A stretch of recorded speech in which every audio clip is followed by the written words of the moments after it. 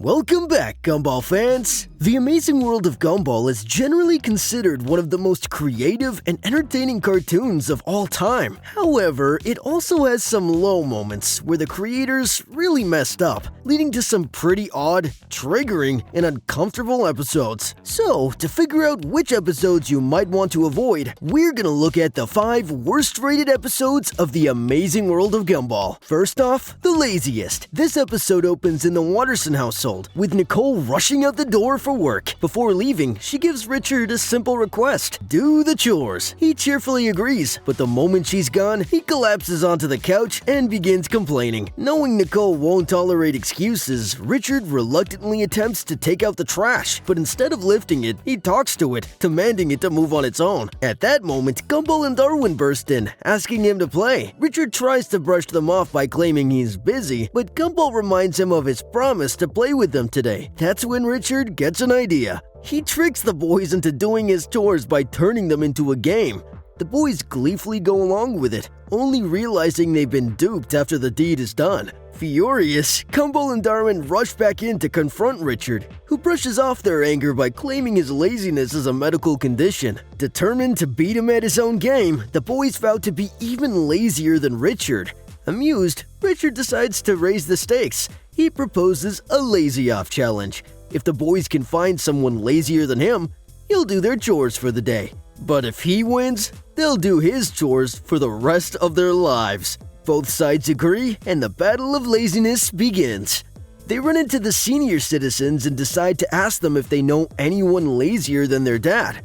One of them suggests Lazy Larry, a legendary figure said to be the laziest man in town. But when they track him down, it turns out he's just Larry, the hardest working guy in Elmore with multiple jobs, a house, a car, and a girlfriend. Still, Gumball and Darwin are determined to drag him back into his old ways. They sabotage his life, getting him fired, destroying his car, and even causing his relationship to fall apart, all to force him to join the competition.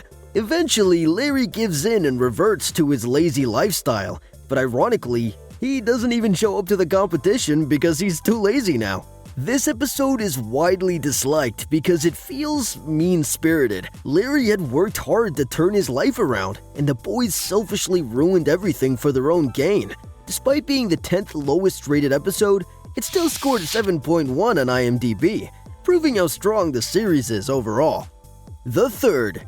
With only 24 hours of freedom left before school begins again, Gumball and Darwin sit around, trying to come up with something to do. But it's no use. Every game they think of gets rejected, not because the games are bad, but because they played them all too many times. Even their own made-up game, Doge or Dar, loses its spark before they even get past the first round. Frustrated, they begin to question what's changed. Then Gumball has a realization. It's not the games that are boring. They're bored of each other. Gumball hatches an idea and decides they need a third best friend. After ruling out most of their classmates for being too weird, they stumble across Tobias in the school bathroom. Tobias seems like the ideal friend, athletic, rich, and more normal than the rest of Elmore. But there's a catch. He demands $20 to join their friend group. Gumball cannot believe it when Tobias demands $10 from each of them just to be their friend. But Tobias, ever the salesman, gives them some time to think. After a moment, Gumball realizes it's just $10 each, which is not a big deal. So he pulls out the cash and pays Tobias his 10, and since Darwin doesn't have any money, Gumball covers him too. But the moment the money changes hands, Tobias immediately ditches Gumball, grabbing Darwin and heading off to hang out, leaving Gumball standing alone. That night at dinner, Darwin entertains the whole family with stories about his day with Tobias. Gumball, being desperate, throws his dinner at Darwin just to get some attention. But it doesn't work. Everyone keeps listening to Darwin, leaving Gumball completely ignored. The next day in gym class, the students are told to pair up with their best friends. Gumball sees it as his chance to finally hang out with Darwin again. But to his horror, Darwin picks Tobias without hesitation. What's even worse is that the two even plan a sleepover, leaving Gumball feeling completely replaced. In a fit of jealousy, Gumball sets up a sleepover with Alan, without even asking him first. They head back to the Watterson house where Gumball tries to have fun with Alan, but things don't go as planned. Alan can't play most of the games because he doesn't even have hands. Eventually, Alan calls Gumball out and gently asks what is really bothering him. Gumball admits he misses Darwin, and things just aren't the same without him. Alan, being the kind soul he is, tells Gumball to go talk to Darwin, and Gumball finally agrees. Gumball rushes to Tobias' house. He storms in and demands to see Darwin. Tobias casually tells him that Darwin is in another room. Meanwhile, Darwin is inside, quietly sobbing, missing Gumball and regretting everything. Luckily, Gumball shows up just in time. The two best friends finally reunite and immediately dive into their favorite game, Kebab Fighter, like nothing ever happened. But when Tobias walks in and asks to join, they both turn to him and simply say no. This episode introduces Tobias for the first time, but instead of making him likable, it paints him as selfish and manipulative. The conflict between Darwin and Gumball feels shallow, and the rushed ending offers no real payoff. It's one of the earlier episodes in the series and feels like a missed opportunity. The Potion. This episode begins at Jotunheim's residence, with Gumball and Darwin being assisted by Hector to build a diorama project of the barrier reef. He successfully inserts the paper octopus there, much to Gumball and Darwin's satisfaction. However, Hector accidentally blows the project far away, where it flies into and knocks out the goblin. Hector then complains to Gumball and Darwin that it is not great to be huge. Gumball then comes up with the idea of using one of Mrs. Jotunheim's potions to shrink Hector. Hector drinks the potion and initially loves being small, but reality hits hard. Being normal comes with bullying and other downsides. Wanting to return to his old size, Hector asks the boys to make a growth potion. Naturally, things spiral out of control. The potion transforms Hector into a series of ridiculous forms, all because they missed one crucial ingredient. Gumball and Darwin try to drag a now insane Hector near his cave, and they sneak by Mrs. Jotunheim to obtain orangutan toenails. Gumball eventually manages to stealthily obtain the jar of orangutan toenails, and he feeds it to Hector, who increases back to his usual giant size. Mrs. Jotunheim tells Gumball and Darwin to come over to see her drinks and a baked cake, which says, "I know what you did, you boneheads." She reveals that Darwin did not hang up his phone the whole time when he called her. Gumball then questions her whether the drink she gave Gumball was actually a potion, and she reveals that it is a short-term one that turns their hands into butts. Ending the episode. While not as bad as others on the list, the episode fails to fully explore the potential of Hector's character arc. Instead of diving into the deeper struggles of wanting to change who you are, the story relies on chaotic visual gags. It's not terrible, just disappointingly shallow. The Boombox. This episode is best described in one word: frustrating. It opens with Gumball and Darwin goofing around at school when Juke rushes in, urgently trying to communicate something through beatboxing. The boys, of course, don't understand a word, so they turn to the school computer to try to translate. First, they try to identify the language he's using. That fails. Then they have Juke type his message, but the catch is, he can only type in beatbox language too.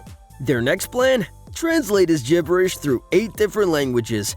Somehow, this ridiculous process leads them to the phrase, "The reign of the ape is no more," which they misinterpret as Miss Simeon retiring. They run wildly around the school and the world celebrating her retirement. The other students and faculty members join their celebration, only to discover Miss Simeon has no plans for retirement. Now they're even more confused, until Alan, being the helpful angel he always is, translates part of Juke's message and hears something about an event called Grobbelfest. Gumball and Darwin return to the library to find out more about Grobbelfest, supposedly a coming-of-age ritual for inhabitants of Boomboxenberg, Juke's home country. Once again, Gumball expresses his indifference, and Darwin calls him out.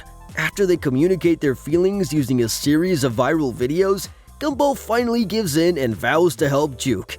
With their research complete, Gumball and Darwin decide it's time to initiate Juke into Grobbelfest. The problem? They still have no idea what it actually is. Nevertheless, they push Juke through a series of increasingly bizarre and confusing rituals, convinced they're helping him embrace his heritage. Juke, clearly uncomfortable and confused, tries to resist, but the boys steamroll ahead. Their strange celebration culminates in the Wattersons' backyard, where they prepare for the final ritual, the legendary Grobbel fight. It's like a low-budget version of the Hunger Games. Participants stand in a circle around a pile of weapons, which includes a bag of oranges, a pair of shoes, and a garbage can lid. Nothing lethal, but everything chaotic. What begins as a ridiculous ceremony spirals into a heated argument. Gumball accuses Darwin of only helping people to feel morally superior, while Darwin argues that Gumball never takes anything seriously. Their shouting match quickly turns physical as Gumball hurls oranges at Darwin, who blocks them with the trash can lid like a warrior in a fruit war. Finally, Gumball throws a shoe, hitting Juke squarely in the back of the head. The impact flips a switch on Juke from music to voice, and suddenly, for the first time, Juke speaks English. He thanks Gumball and Darwin, revealing that for 2 whole years, he's been trying to get someone to flip that switch. And no, he has no idea what Gravelfest is. But just as he begins to explain, Gumball and Darwin aren't even listening. They're too busy reconciling their fight and celebrating their success.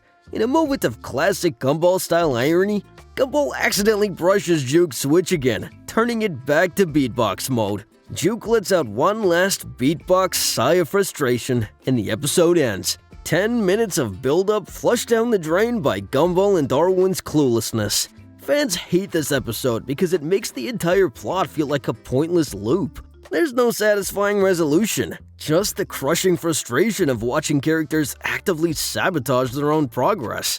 Lastly, we have The Girlfriend. With a shockingly low IMDb rating of 5.2, The Girlfriend is officially the most hated Gumball episode ever, and it's not hard to see why. The episode begins with Jamie storming into the school cafeteria, confusing everyone by turning down food, except Carmen's, which he steals. After witnessing Alan kindly sharing his soup, Jamie has an emotional awakening and decides she needs a boyfriend. Unfortunately, she sets her sights on Darwin, who's too kind to say no. Gumball quickly realizes how bad the situation is. He tries garlic to repel Jamie, but she retaliates with threats and gives Darwin a perfume bottle, misinterpreting it as an insult. Her temper flares, leading to chaotic behavior and a string of violent outbursts, including locking Gumball in a locker and feeding Darwin his food. Yeah, it's that kind of episode. Trying to escape, Gumball plans to make Darwin less appealing, but Darwin's charm proves too strong. Meanwhile, Jamie continues to intimidate anyone near Darwin, attacking Sarah for simply saying hello, and even using Gumball as a human bench. The situation worsens when Jamie lifts a treadmill at the gym, impresses Richard, and then violently assaults him for perceived disappointment. She later posts a crudely written apology, sorry, using staff members taped to lockers. Things spiral when Jamie declares she's dating Gumball too. She stalks and harasses him around the school, finally cornering him in the library. Just as things seem darkest, Jamie has a revelation, realizing love isn't forced, it's earned. Darwin rushes in and unknowingly repeats her exact epiphany, which he misreads as sarcasm and punches him out. The episode ends with Darwin injured in the infirmary and Gumball gently patting his head, muttering, "You should have said nothing." This episode isn't just disliked, it's infamous. The tone is way off, the plot is uncomfortable, and the comedic moments fall flat under the weight of all the forced tension. It turns a funny, vibrant show into something that just feels offensive and exhausting. And fans agree, The Girlfriend is the bottom of the barrel. And that's it! These were some of the worst episodes of The Amazing World of Gumball. If you've watched till the end, like this video, subscribe to our channel, and press the bell icon so you never miss out on any of our future updates.